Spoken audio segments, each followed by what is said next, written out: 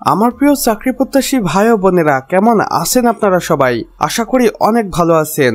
Bangladesh CID নিয়োগ বিজ্ঞপ্তি 2025। দেখুন, পদ সংখ্যা রয়েছে অনেক, 1842টি। প্রকাশের সম্ভাব্য সময় হতে পারে সেপ্টেম্বরের মাঝামাঝি সপ্তাহে।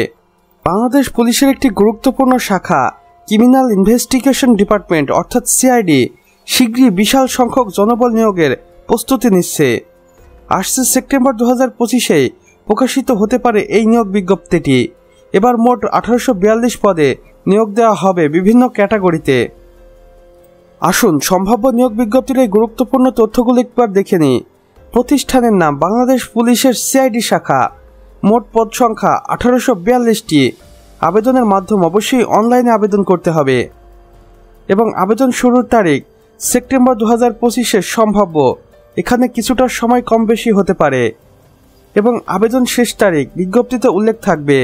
যোগ্যতা দেখুন, বিভিন্ন পদ অনুযায়ী এসএসসি, এইচএসসি এবং স্নাতক পাস প্রার্থীরা আবেদন করতে পারবেন এবং বাংলাদেশের 64 জেলার প্রার্থীরা আবেদন করতে পারবেন এবং নারী পুরুষ উভয়ই।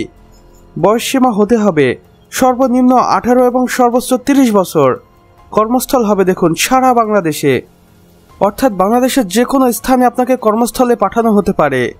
সম্ভাব্য পদ ও শূন্য পদ সংখ্যা ছক আকার এখানে দেওয়া রয়েছে। এখানে দেখুন পদবি এবং পাশে রয়েছে শূন্য পদ সংখ্যা। আসুন দেখে নেই।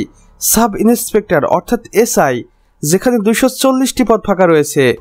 এরপর রয়েছে উপসহকারী পরিদর্শক, যেখানে অর্থাৎ এএসআই, এখানে পদ সংখ্যা ফাঁকা রয়েছে 380টি।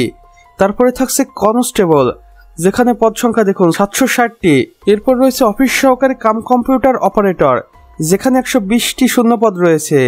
তারপর থাকছে ড্রাইভার, যেখানে 80টি। এরপর টেকনিশিয়ান আইটি বা সাইবার, যেখানে পদ সংখ্যা ফাঁকা রয়েছে 105টি। রয়েছে সহায়ক কর্মচারী, যেখানে পদ সংখ্যা ফাঁকা থাকতে পারে 157টি এবং সর্বমোট 1842টি শূন্য পদে খুব শীঘ্রই বাংলাদেশ সিআইডি নিয়োগ বিজ্ঞপ্তি প্রকাশ করবে।